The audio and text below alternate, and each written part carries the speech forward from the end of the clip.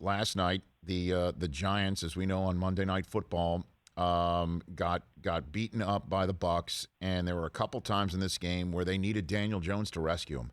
The scheme might not have been working. I get it. The defense was giving up a ton of long drives against the Bucs, but they just needed, after they fell down by 2 touchdowns, you need the quarterback to just say, I'm just going to take this game on my shoulders and we're going to figure this thing out.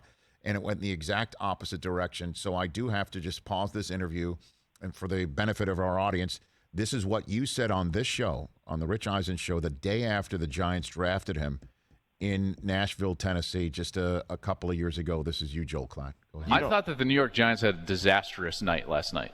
Disastrous, and I think it might take years to recover from it. No kidding. Yeah, there's no doubt about it. You cannot miss when you've got the opportunity to have 2 first-round picks, when you're drafting quarterbacks. Why are the Denver Broncos in the state that they are? Because they've missed on quarterbacks in the first round. They had to go get Peyton Manning. He recovered them, brought them a Super Bowl and Super Bowl 50.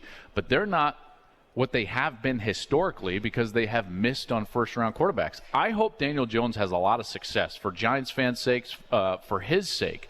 But the fact of the matter is, every single one of the Giants' 3 picks last night, they overvalued that player by, at a minimum, 10 spots.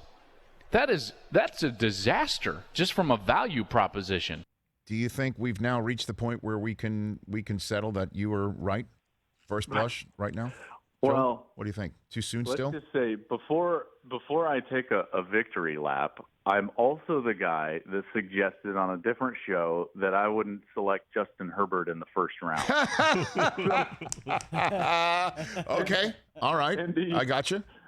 Well done. Spirit of fairness. Okay. The draft is such a crapshoot at times. I still stand by, I stand by what I said about the Giants. I remember back to a lot of those picks, and they were overvaluing picks, and they were drafting for need more so than they were drafting for value. And I've always said that selecting best player available is a better proposition than selecting kind of for need. But the thing about Daniel Jones for me, even in college, was that while he was very good, he wasn't an above the X's and O's players, which is exactly what you were referring to. At times, you have to have a guy that's going to take it and, regardless of the X's and O's, move you down the field and be above that. And he hasn't shown the ability to do that. And like I said, he's been effective at times. I hope that he can have success, and he certainly isn't given a lot of chances by their game plan and some of the stuff happening around him.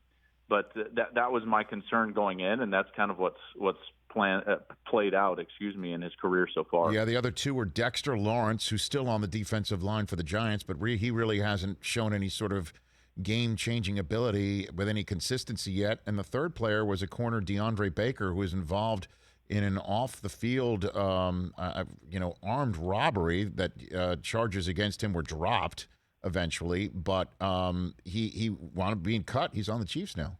So, there you go. I mean, everyone, it's so interesting, and this is one of the reasons why I love doing the draft, because, yes, there's all sorts of hope and everything, but in hindsight, the drafts are so interesting, and you really see the teams that know how to draft and the teams that don't, and it comes to fruition, man. It plays out in real time 2-3 years later. Hey, you watched all the way to the end. Thanks for that. Watch more right here.